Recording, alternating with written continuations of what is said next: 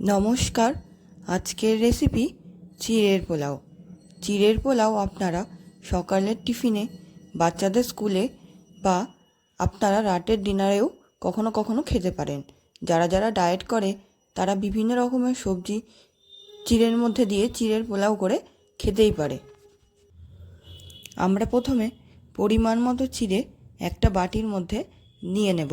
চিড়ের পোলাও করার জন্যে ঠিক যে পোহাটা হয় সেটা ইউজ করতে হবে, কারণ চিড়েটা যদি নরম হয় তাহলে সেটা দিয়ে চিড়ের পোলাও হবে না। চিড়েটা নিয়ে নেওয়ার পরে এবার দেখে নেওয়া যাক কী কী উপকরণ লাগবে চিড়ের পোলাও বানানোর জন্যে। লাগবে আদা, কয়েক কোয়া রসুন, গাজর, বিনস, পেঁয়াজ, কিশমিশ, লঙ্কা, সামান্য পরিমাণে জিরে, আর আপনারা চাইলে এর মধ্যে কাজু বাদাম বা অন্যান্য ড্রাই ফ্রুটস বা অন্যান্য সবজি আপনারা দিতেই পারেন। আমি এখানে গাজর, বিনস, পেঁয়াজ, রসুন, আদা এগুলোর ব্যবহার করেছি। আপনারা চাইলে এর মধ্যে ফুলকপি বা আরও অন্যান্য কিছু সবজি যেমন ক্যাপসিকাম এগুলোর ব্যবহার করতেই পারেন। এরপরে আমরা যে চিড়েটা নিয়েছিলাম পরিমাণ মতন, সেই চিড়েটা জল দিয়ে ভালো করে ধুয়ে নেব।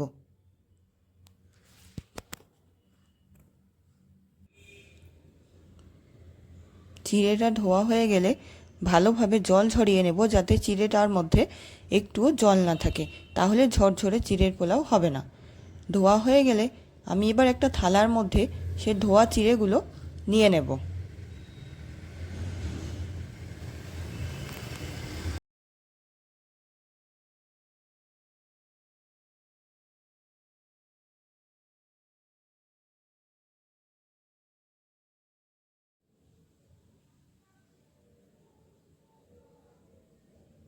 এরপরে চিড়েটার মধ্যে হাফ টিস্পুন মতন নুন আর 1 থেকে 1.5 টিস্পুন মতো চিনি দিয়ে আমি ভালোভাবে মাখিয়ে নেব। নুন বা চিনিটা আপনারা যতটা চিড়ে নেবেন সেই পরিমাণ অনুযায়ী আপনারা ব্যবহার করবেন।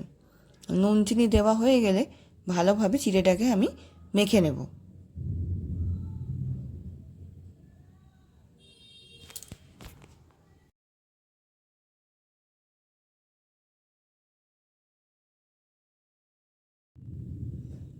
চিড়েটা মাখা হয়ে গেলে চিড়েটাকে আমি 15 থেকে 20 মিনিট রেখে দেব, যাতে নুন চিনিটা ভালোভাবে চিড়ের মধ্যে মিশে যায় আর চিড়ের মধ্যে যে জলটা আছে সেটাও শুকিয়ে চিড়েটা ঝরঝরে হয়ে যায়। এরপর কড়াইতে গরম করে কড়াইতে তেল দেব। তেলটা গরম হয়ে গেলে তার মধ্যে হাফ টিস্পুন মতন আমি গোটা জিরে দিয়ে দেব। জিরেটা একটু ফ্লেভারের জন্য দিয়েছি। জিরেটা 1 মিনিট মতন ভেজে নিয়ে যখন জিরের ফ্লেভার আসবে তার মধ্যে আমি সেই কুচিয়ে নেওয়া গাজর দিয়ে দেব। গাজর দেওয়া হয়ে গেলে আমি তার মধ্যে বিনস দিয়ে দেব। গাজর আর বিনস দেওয়া হয়ে গেলে সেটাকে ভালোভাবে মিশিয়ে নিতে হবে। গাজর আর বিনসটা খুব ভালোভাবে ভেজে নিতে হবে, যাতে ভালোভাবে গাজর আর বিনস সেদ্ধ হয়ে যায়। সেই জন্য আমি ঢাকা দিয়ে দিলাম। ঢাকা দিয়ে 5 মিনিট রাখার পরে আবার আমি গাজর আর বিনসটাকে একটু নেড়ে দেব।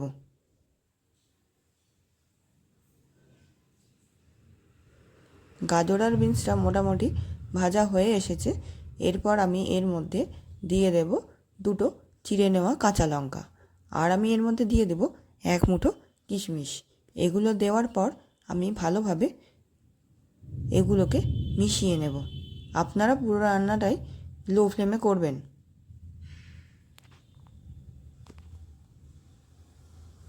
সবগুলোকে ভালোভাবে মেশানো হয়ে গেছে।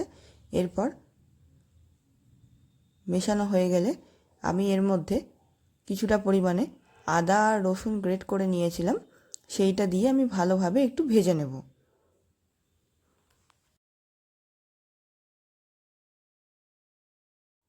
এইগুলো ভালো করে ভাজা ভাজা হয়ে গেলে আমি তার মধ্যে কুচনো পেঁয়াজটা ধীরে ধীরে দিয়ে দেব। কুচনো পেঁয়াজটা দেওয়া হয়ে গেলে সবগুলোকে ভালোভাবে নেড়ে নিতে হবে। আর আমি এর মধ্যে দিয়ে দেব সামান্য পরিমাণে নুন আর হলুদ গুঁড়ো। সবগুলো দেওয়ার পর এগুলোকে ভালোভাবে মিশিয়ে নিতে হবে। পেঁয়াজগুলো আমি হালকা হালকাই ভাজবো, খুব বেশি করে ভাজবো না। দেখুন আমাদের ভাজাটা মোটামুটি হয়ে এসেছে। আমি কয়েকবার ঢেকে ঢেকে ভাজবো যাতে ভাজাটা সুন্দরভাবে সেদ্ধ হয়ে যায়। এরপর আমি এর মধ্যে দিয়ে দেব সামান্য পরিমাণে শুকনো লঙ্কার গুঁড়ো। শুকনো লঙ্কার গুঁড়ো দেওয়া হয়ে গেলে এরপর আপনারা চিড়েটা দেখে নিন কতটা ঝরঝরে হয়েছে। এরপর চিড়েটা আমি ওই সবজির মধ্যে দিয়ে দেব। সবজির মধ্যে চিড়েটা দেওয়া হয়ে গেলে খুব ভালোভাবে পুরোটা মিশিয়ে নিতে হবে যাতে চিড়ের সাথে সব সবজিগুলো আর নুন হলুদ খুব ভালোভাবে মিশে যায়।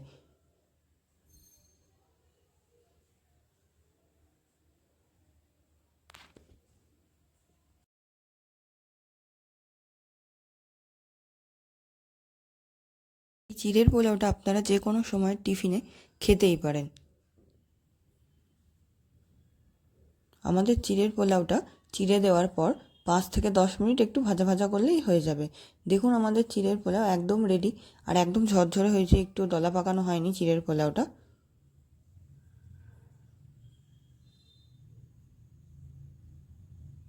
চিড়ের পোলাও রেডি।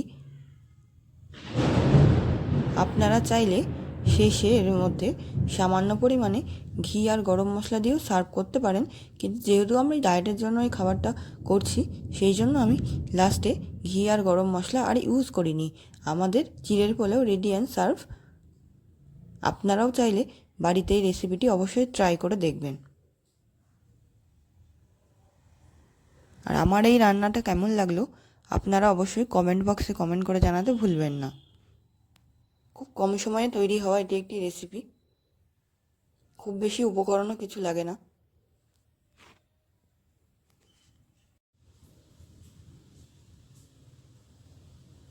আমি এবার চিড়ের পোলাওটি সার্ভ করছি। এমনি বাসন্তী পোলাওয়ের মতনই একদম ঝরঝরে হয়েছে এই চিড়ের পোলাওটি। আপনারাও বাড়িতে অবশ্যই ট্রাই করবেন। আর আমার এই ভিডিওটি যদি আপনাদের ভালো লেগে থাকে তাহলে অবশ্যই লাইক, শেয়ার অ্যান্ড সাবস্ক্রাইব করবেন। ভিডিওটি দেখার জন্য অসংখ্য ধন্যবাদ।